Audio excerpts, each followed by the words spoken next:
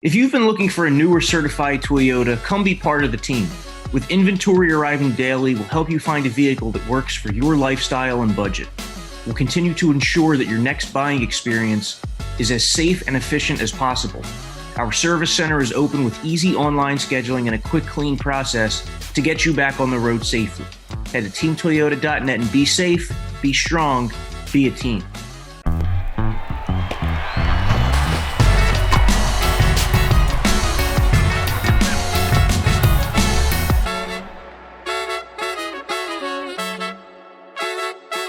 Hey everybody, welcome to the Phillies Talk podcast presented by Team Toyota.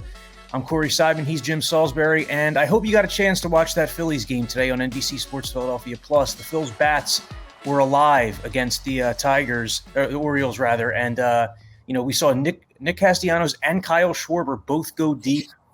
Castellanos killed one to left, Schwarber to right. Jim, this Phillies offense has been really clicking the last few days. I know it's spring training and the results don't matter, but this has been a little glimpse of what it could look like when this offense is powered up.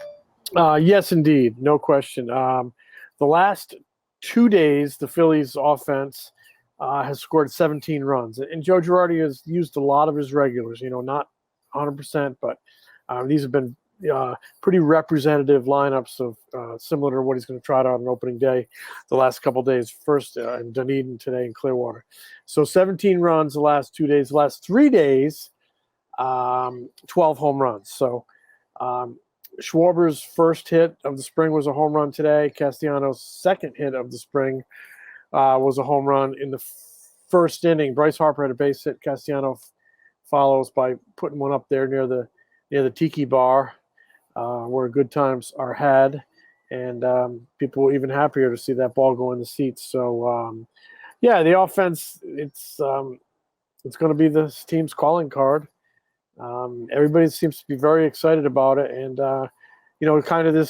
these guys are showing why the last few days. What are people saying back up there in Philly about the offense? Is that what they're buzzing about? Yeah, big time. I mean, it's funny. You and I, we talked offline about the bullpen yesterday, and I thought to myself, wow, nobody's talked about the bullpen in like 2 weeks in this city. And that's typically not the case in Philadelphia. Typically the bullpen is the main topic of conversation. But right now everybody's just so enthused about this offense, and it's not always going to look like it has these last couple of days of spring training. Obviously, they're going to go into cold spells themselves too. But, that Nick Castellanos just, it sticks out the way that he like his approach. I mean, I know we've talked in the past about guys who use all fields, but he uses all fields with authority. I mean, the right center field gap, he almost is like the right side what Freddie Freeman is from the left side. I'm not saying that they're, identical players, but the way that Freddie Freeman's swing kind of cuts through to left center field, similar with Castellanos. I know he pulled his home run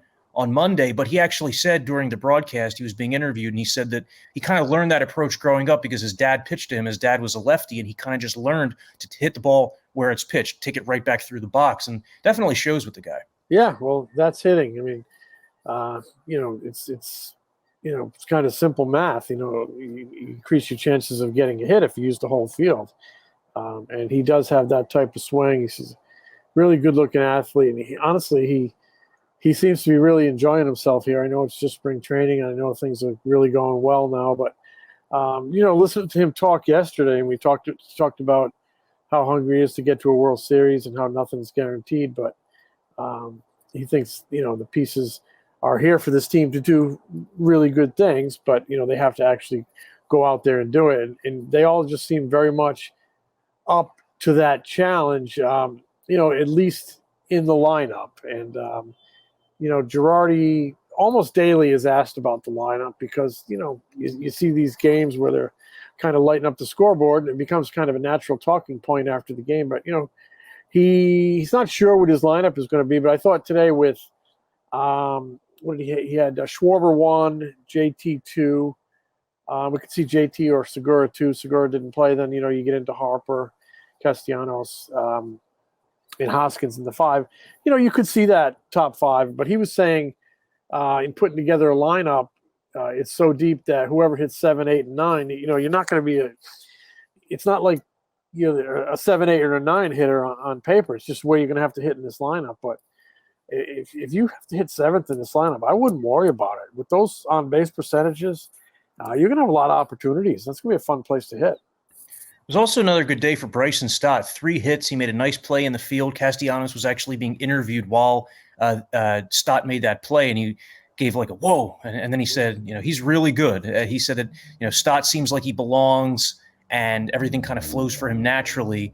So he's been playing some shortstop mostly. Yesterday we saw Stott at third base, but he continues to really push and make this decision tough on Joe Girardi. Well, that's an interesting way to put it. By Castellanos, because Stott kind of looks like he believes he belongs.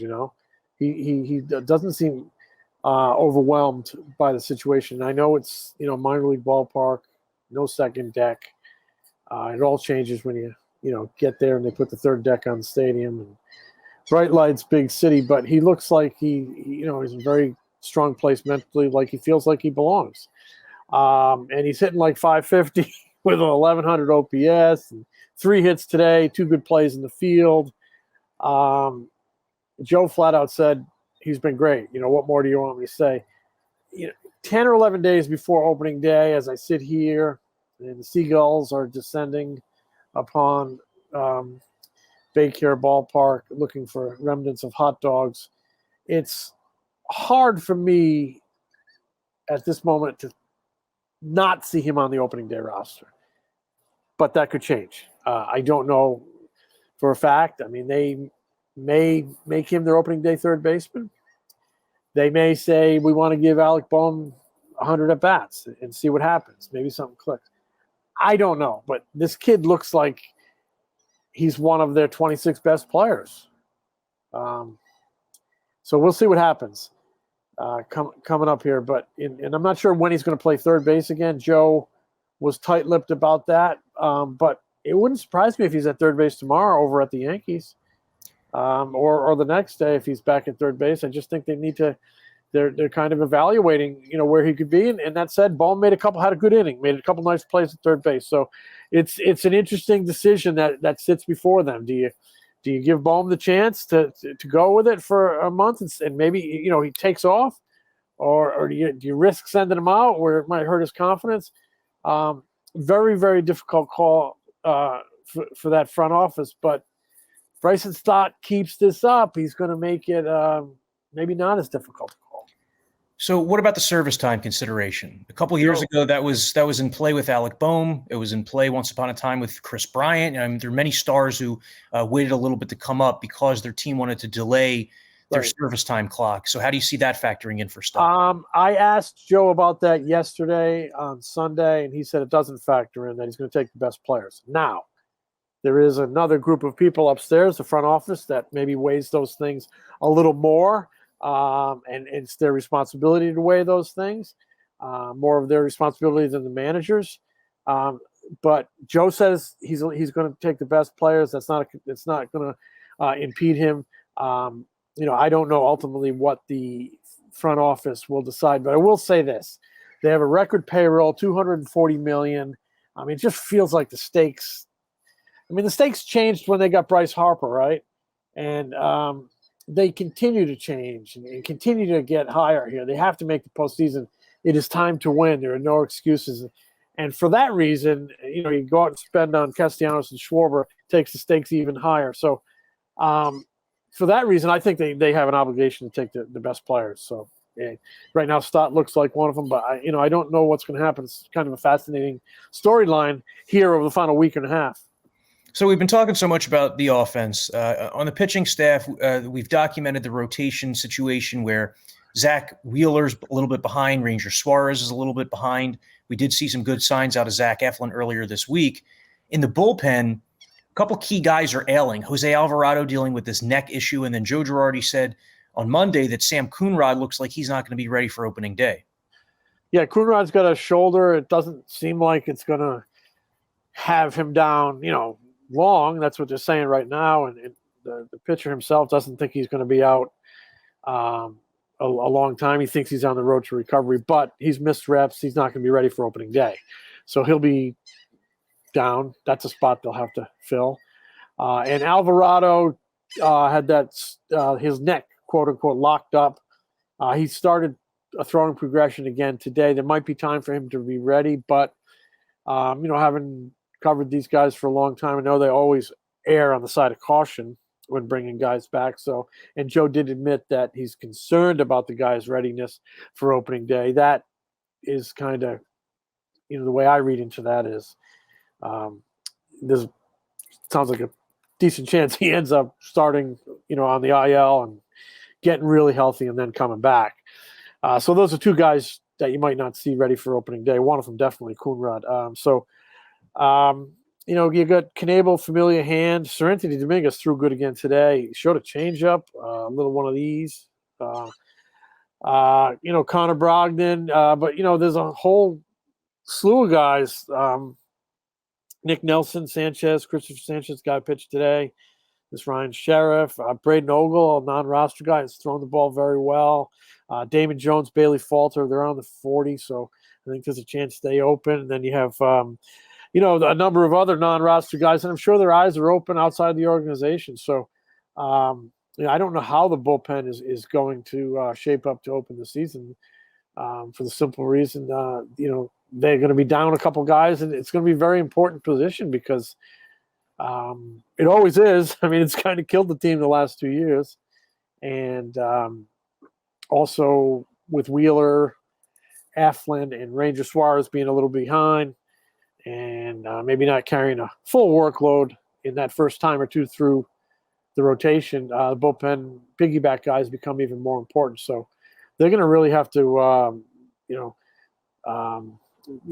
dig down and come up with, a way to configure this thing for opening day. I mean, you got a bunch of sure things, but you also have some question marks. What about Hans Kraus? Well, he got sent to minor league camp, and, I haven't been over there to see him throw. He didn't throw well that one start over in Tampa. It depends how he's throwing the ball, but this bullpen there will be opportunities if guys are going to throw the ball well. You can kind of dictate your own path, pitch well, and you have a chance to get here. So Christopher Sanchez has started a couple games here. Do you read anything into that? Does that mean that the Phillies are kind of looking at him as a potential early season starting pitcher? Yeah, possibly if somebody's not ready to go. But the vibe I get is they think Wheeler, Ranger, and Eflin will all be ready to go just for shorter outings. I kind of read into it that they're stretching him a little bit, keeping him stretched, because let's say he has to back up or piggyback with Wheeler one night. He might, maybe Wheeler's first start's only 50 pitches or something like that. Maybe it's 3 or 4 innings, right? He could give you a little length behind someone like that.